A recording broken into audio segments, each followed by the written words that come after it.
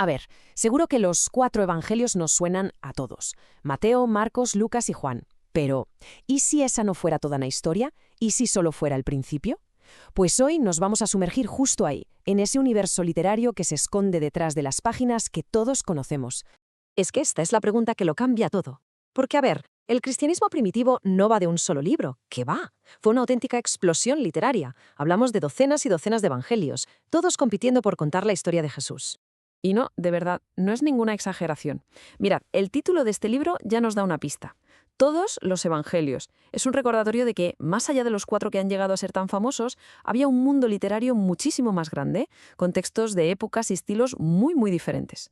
Venga, vamos a meternos en faena. Para entender todo esto tenemos que hacer un pequeño viaje en el tiempo, a los primeros siglos del cristianismo. Y ojo, hay que quitarse de la cabeza la idea de una religión ya formada y unificada. Nada de eso. Aquello era un auténtico crisol de ideas, una ebullición literaria en toda regla. Es que no había nadie, digamos, en una oficina central decidiendo qué se escribía. Era algo mucho más orgánico, más vivo. Las historias sobre Jesús se contaban una y otra vez, se escribían, se reescribían, cada comunidad las adaptaba a sus propias creencias, a sus propias necesidades. Vale, para no perdernos en este laberinto de textos, necesitamos aclarar un par de conceptos clave. ¿Qué significa exactamente que un evangelio es canónico y otro apócrifo? Pues canon en el fondo es eso, la lista oficial. Son los textos que las distintas comunidades cristianas, a lo largo de mucho tiempo, fueron aceptando como los más fiables, los más adecuados para leer en sus reuniones públicas. Y aquí viene lo importante. Apócrifo no es sinónimo de falso o, como muchos piensan, herético. Para nada. Simplemente quiere decir que no está en el canon, que no entró en esa lista oficial. De hecho, muchos de estos textos apócrifos fueron súper populares y se leyeron durante siglos. Es que este proceso, la formación del canon, no fue una decisión de un día para otro en un despacho, fue algo mucho más parecido a cómo un río va encontrando su propio cauce, lentamente. No se trataba tanto de prohibir activamente otros textos, sino de que, con el paso de las décadas y los siglos, los 4 evangelios que conocemos hoy simplemente se convirtieron en los más leídos, los más compartidos y los más aceptados por la gran mayoría. Y esta cita de verdad es clave, porque desmonta por completo ese mito, esa idea un poco de película de una iglesia todopoderosa que en el minuto 1 se puso a quemar todos los libros que no le gustaban. La realidad es que no tenían ese poder. Durante siglos, todos estos otros evangelios circularon con total libertad. Bueno, pues vamos a ver la primera gran categoría de estos evangelios apócrifos. Y es que muchos nacieron de una curiosidad de lo más humana. ¿Qué pasó con Jesús de niño? ¿Cómo fue su infancia? Claro, es que si nos paramos a pensarlo, los evangelios del canon no cuentan casi nada de la vida de Jesús antes de que tuviera 30 años. Hay un vacío enorme, así que es normal que la gente quisiera saber más. Pues estos textos son justo eso, la respuesta a esa curiosidad, historias que llenan esos huecos sobre su nacimiento y sus años de niñez. Y aquí tenemos algunos de los más famosos. Encontramos historias que se centran, por ejemplo, en la vida de María antes de ser madre, relatos de un Jesús niño que ya hacía cosas extraordinarias e incluso textos que nos cuentan más sobre la vida de José, el carpintero.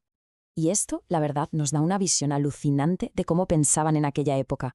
Para ellos no existía la idea del desarrollo psicológico como la entendemos hoy. Creían que el carácter de una persona era fijo desde el nacimiento. Así que si Jesús iba a ser el Salvador de adulto, de niño ya tenía que mostrar señales de ello. Por eso en estas historias lo vemos haciendo milagros espectaculares, a veces de una forma un poco caprichosa, casi como un juego. Vale, pues ahora saltamos al otro extremo de la vida de Jesús, porque otra gran categoría de estos textos apócrifos se dedicó a reinterpretar los momentos más dramáticos, su muerte y su resurrección. Fijaos, aquí tenemos los textos clave, y algunos son increíblemente antiguos. Hay fragmentos que podrían ser del siglo II, lo que nos demuestra que desde muy pronto ya empezaron a circular versiones diferentes de la historia de la Pasión. Y ojo con esto, porque es un punto clave y que por desgracia tuvo unas consecuencias históricas terribles. En muchos de estos relatos hay una tendencia muy clara a alabar la imagen de Pilato, a presentarlo casi como una víctima de las circunstancias, mientras que por otro lado se carga toda la culpa sobre las autoridades judías. Una idea que, como sabemos, tuvo un recorrido larguísimo y muy oscuro en la historia.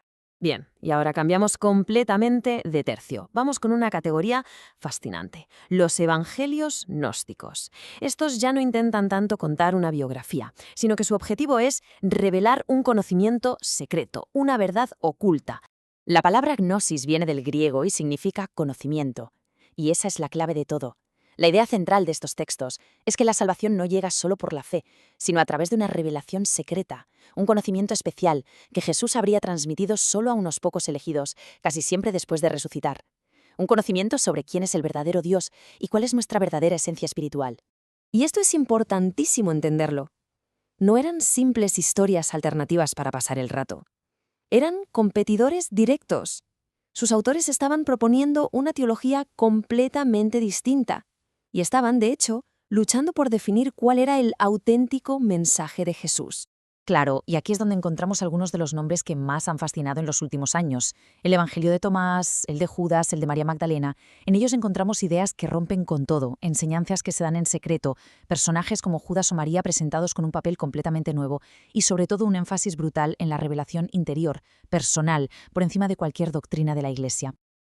Bueno, hemos hecho un viaje por un paisaje literario increíble, ¿eh? Desde la infancia hasta la pasión, pasando por revelaciones secretas. ¿Con qué nos quedamos de todo esto? ¿Cuál es la foto final? Pues mirad, creo que esta frase de Bart Ehrman lo clava. Lo resume a la perfección. En los primeros siglos no había un libro cerrado. Lo que había era un torrente de tradiciones vivas. Era literalmente un ecosistema de historias que no paraban de contarse, de reescribirse, de evolucionar. Y esa es la gran conclusión, la idea principal. Que existiera más de 50 evangelios no es la prueba de una conspiración para ocultar la verdad. Es justo lo contrario. Es la prueba de una época de una riqueza y una diversidad teológica absolutamente asombrosas. Un mundo lleno de voces diferentes con muchísimas comunidades intentando dar sentido y poner en palabras la historia que, para ellos, era la más importante del mundo. Y esa es la pregunta que al final nos queda flotando. Porque este viaje por los evangelios perdidos no solo nos habla de historia antigua, nos obliga a reflexionar sobre cómo se construyen las grandes historias, cómo evoluciona la memoria colectiva y cómo esos relatos que acaban fundando una cultura llegan finalmente a ser lo que son.